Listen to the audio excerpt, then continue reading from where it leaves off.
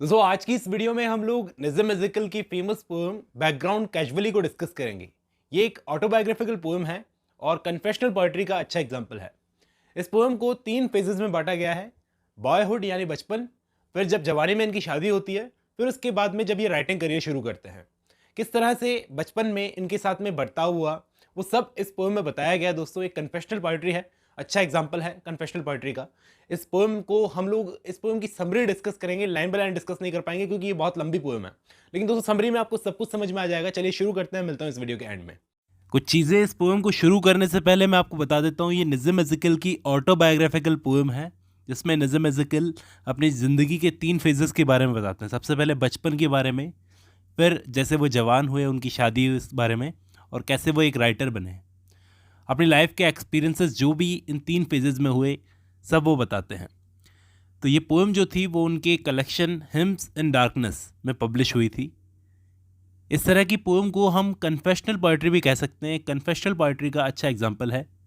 वो बताते हैं कि बचपन से ही उनमें पोएट्री लिखने का एक अच्छा टैलेंट था, लेकिन शारीरिक रूप से फिजिकली वो इतने कमज़ोर थे कि कोई भी उन्हें डरा देता था। वो शुरुआत में अपने आप को पॉएट, रास्कल और क्लाउन का मिक्सचर कहते हैं कि ये 3 पर्सनैलिटी ट्रेट्स हैं उनके अंदर।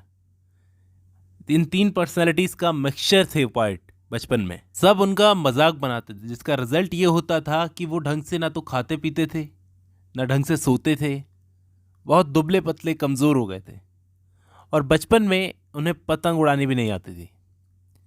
अब आप सोचोगे ये कौन सी बड़ी बात हो गई, लेकिन दोस्तों बचपन में बच्चों को अगर कुछ चीज़ें नहीं आती तो साथी बच्चे उनका कितना मजाक बनाते हैं, वो यहाँ पर देखने को मिलता है। वो इतनी गरीब फैमिली में पैदा हुए थे कि खिलौने खरीदने तक के उनके पास में पैसे नहीं थे। उनका जन्म एक ज्यू फैमिली में हुआ था, तो ये भी एक बहुत बड़ी गलती थी, क्योंकि पढ़ने के लिए उनको रोमन कैथोलिक स्कूल में भेजा गया, जहाँ पर क्रिश्चियन, मुस्लिम और हिंदू लड़कों ने उनके साथ बड़ा गलत बर्ताव किया।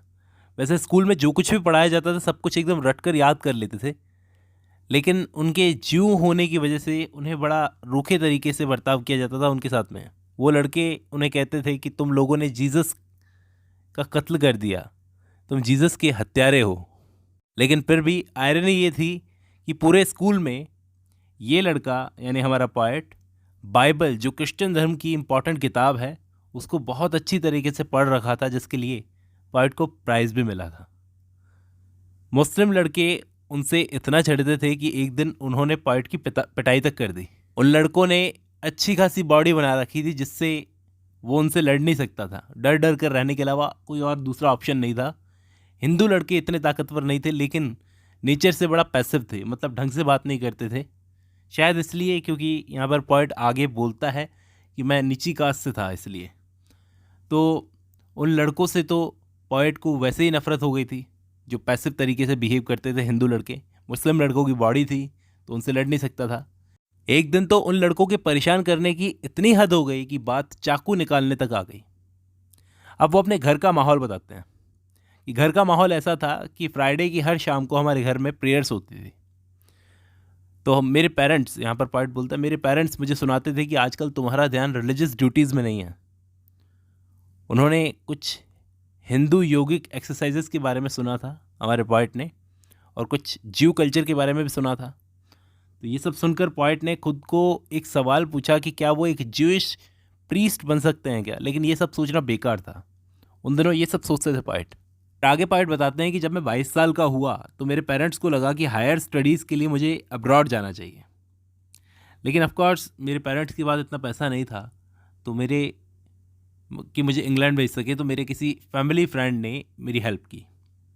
एज़ेकल गए इंग्लैंड पढ़ने के लिए। वहाँ पर इन्होंने बेसमेंट में एक रूम रहने के लिए किराए पर लिया। उस रूम में इनके 3 साथी थे। वो 3 साथी कौन थे दोस्तों, गौर से सुनना। फिलॉसफी, इनकी गरीबी और पोएट्री।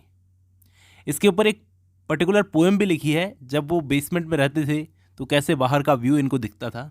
इसके ऊपर एक पोएट्री भी लिखी है इन्होंने, वो भी पढ़ाऊँगा कभी।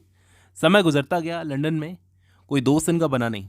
2 साल वहाँ रहने के बावजूद भी इनके दोस्त नहीं बने। फाइनली एक वुमेन के कांटेक्ट में आए, जिस वुमेन ने इन्हें इनकी मर्दानगी से रूबरू करवाया। लेकिन इन्हें रियलाइज़ हुआ कि 2 साल यहाँ पर रहने, इस जगह पर रहने के बावजूद भी इन्होंने कोई प्रोग्रेस नहीं किया है किसी भी डायरेक्शन में, बस टाइम वेस्ट किया है। तो इन्होंने फैसला किया कि वापस इंडिया लौटूंगा। जब ये इंडिया लौट कर आए, लेकिन इंडिया में कभी इनको अपने घर जैसा फील नहीं आया। ये मतलब इंडिया को अपना घर समझ ही नहीं पाए, क्योंकि इस जगह पर हमेशा उन्हें बुली किया गया बचपन से। फिर आखिर इनकी शादी कर दी गई और इन्होंने जॉब भी चेंज कर ली। शादी होने के बाद इन्हें रियलाइज़ हुआ कि इन्होंने अपनी ज़िंदगी में एक बड़ी मिस्टेक कर ली है, और जो इनके साथी हिंदू थे उनका बर्ताव इनके लिए बदला नहीं, वैसा ही था जैसा इनके इंग्लैंड जाने से पहले था। ऐसा होने का कारण यहाँ पर पॉइंट बताते हैं कि ऐसा होने का कारण ये था कि हमारे पूर्वज ऑयल प्रेसर थे, मतलब तेल निकलने वाले तेली, जो एक नीची कम्युनिटी थी, इसलिए हिंदू उन्हें अपने बराबर नहीं मानते थे, इसलिए रूखा बर्ताव करते थे। फिर पॉइंट बताते हैं कि कैसे उन्होंने केयर फ्री होकर राइटिंग शुरू कर दी। ये तीसरा फेज था। पॉइंट के एक पूर्वज थे जो ब्रिटिश आर्मी के लिए सर्व करते थे। तो पॉइंट को पता चला कि उनके एक पूर्वज थे जो ब्रिटिश आर्मी के लिए सर्व करते थे एज अ मेजर, और उन्होंने जो ब्रिटिश और अफ्रीकन वॉर हुई थी उसमें लड़ाई भी लड़ी थी। पहली बार पॉइंट को जब इस बारे में पता चला तो रात को सोते वक्त बुरे बुरे सपने उनको आने लगे कि दुश्मनों ने उन्हें पकड़ लिया है। लेकिन उन बुरे सपनों ने पॉइंट को कुछ ऐसे वर्ड्स दिए जिनसे वो अपनी अच्छी पोएट्री लिख सकते थे। कैसे उन्होंने लिखने की शुरुआत की है? उन्होंने कहा कि मुझे अपने सपनों में कुछ ऐसे वर्ड्स आए जिनसे मैं अच्छी पोएट्री लिख सकता था। पहले पहले तो मुझे समझ में नहीं आया कि कैसे लिखना है, क्या लिखना है, और क्या रीडर्स उन वर्ड्स को समझ पाएंगे। लेकिन बाद में वो केयरफ्री होकर ऐसे लिखने लगे, जैसे जैसे वर्ड्स उनके पास में आते वो लिखते गए। सीखते सीखते वो ये भी सीख गए कि किस तरह से अपनी पोएट्री को कमर्शलाइज करना है पैसा कमाने के लिए। और आखिर में वो बताते हैं कि इस कंट्री को लेकर वो क्या फील करते हैं, इस कंट्री को लेकर उनके क्या व्यूज़ हैं। वो बोलते हैं भले ही यहाँ का एनवायरनमेंट बहुत गर्म है, लेकिन इस एनवायरनमेंट का हिस्सा मानते हैं वो खुद को। वो अब इस एनवायरनमेंट का हिस्सा बन गए। और इसी की तरह इस पोएम की समरी ख़त्म होती है। दोस्तों, उम्मीद करता हूँ आपको इनकी ऑटोबायोग्राफी समझ में आई होगी। आज की इस वीडियो में बस इतना ही। अब जब आपने ये पोएम खत्म कर लिया तो मैं उम्मीद करता हूँ आपको समझ में आई होगी ये पोएम। आज की इस वीडियो में बस इतना ही। मिलता हूँ नेक्स्ट वीडियो में।